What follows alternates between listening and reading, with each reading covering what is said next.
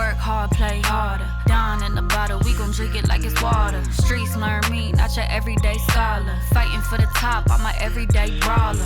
Ayy, you rockin' with the best. Mobbing through the whole bay, north, south, east, west. Hella loud, hella proud, say it with your chest. Hey, one day, one, and we won't settle for less. KTM have come out swinging in 2023. The Austrian manufacturer in the hands of Brad Binder and Jack Miller have consistently featured at the front of both the Tissot Sprint and MotoGP races, taking victories and podiums while being a thorn in the side of Ducati with the RC16 machine.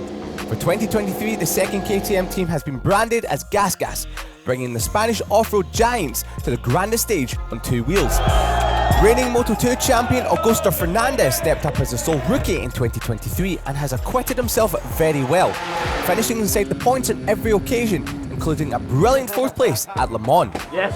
While on the other side of the garage, his teammate Paul Espargaro, making his return to the RC16 machine after 2 difficult years on board the Repsol Honda, never got his season started. A crash in practice 2 at round 1 in Portimao left the Spaniard on the sidelines after sustaining career-threatening injuries.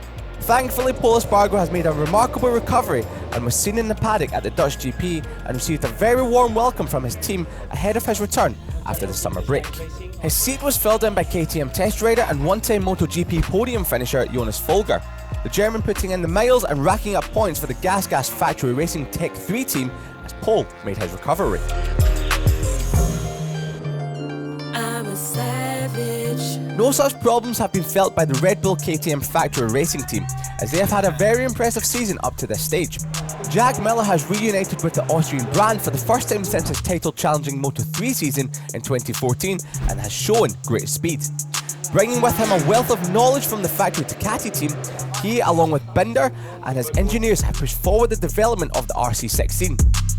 Miller has backed up KTM's faith in signing the Australian with some impressive performances, including a double podium at Jerez in the Tissot Sprint and then the race itself, before adding another sprint medal to his collection at the Sachsenring.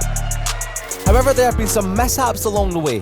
Miller was sure to be on for a podium, possibly even the race win at Kota before crashing out of a comfortable third place. Then again in Le Mans after a mid-race battle with Brad Binder before a double disaster at Assen. I know how you like it, I know how to serve it. I can give it to you, but you gotta deserve it. If you put the lows to the side, Miller has had a good season to date and has gelled well with the KTM and feels he can push the machine to the limit and ride harder on the front than he could on the Ducati.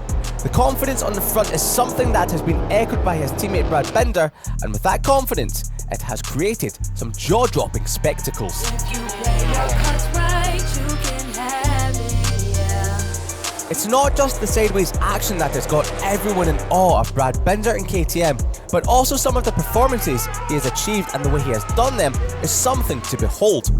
A Tissot Sprint victory in Argentina after starting P15, which included one of the most incredible starts in recent history, launching himself into P5 by turn 2.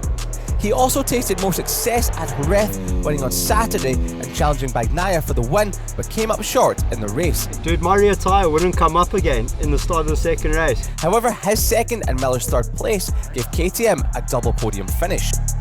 Was fun from behind to watch us two idiots, no? Both praising test rider Danny Pedrosa after the race for the hard work he has put in to push development of the bike.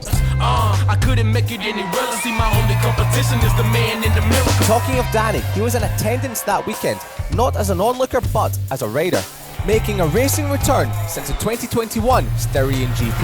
After setting the fastest time in practice 1, the tone was set for the rest of the weekend as the Spaniard put in 2 superb performances, finishing 6th on Saturday and 7th on Sunday, to the delight of the fans. Another 3 top 6 finishes followed at Le Mans, Mugello and Assen for Brad. The South African was on for another podium at the Sachsenring, but for a late race spell at turn 8. Despite this, Brad Binder has been on incredible form and is regularly challenging for podiums and would have added more silverware to his collection but for track limits infringement on the final lap in both the Tissot Sprint and the race at Assen, which dropped him from 3rd to 4th on both occasions. Even with that, Brad and KTM are feeling happy about their weekend at the Dutch GP. Not because of the result, but because they feel they have cured a front-locking issue that has plagued Brad all season, and at Assen they finally made a breakthrough on this, and that being said, should make the combination of Brad Binder and KTM a force to be reckoned with when the season resumes at Silverstone. Time to push.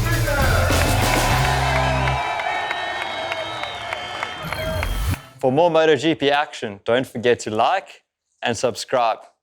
I'll see you at the races.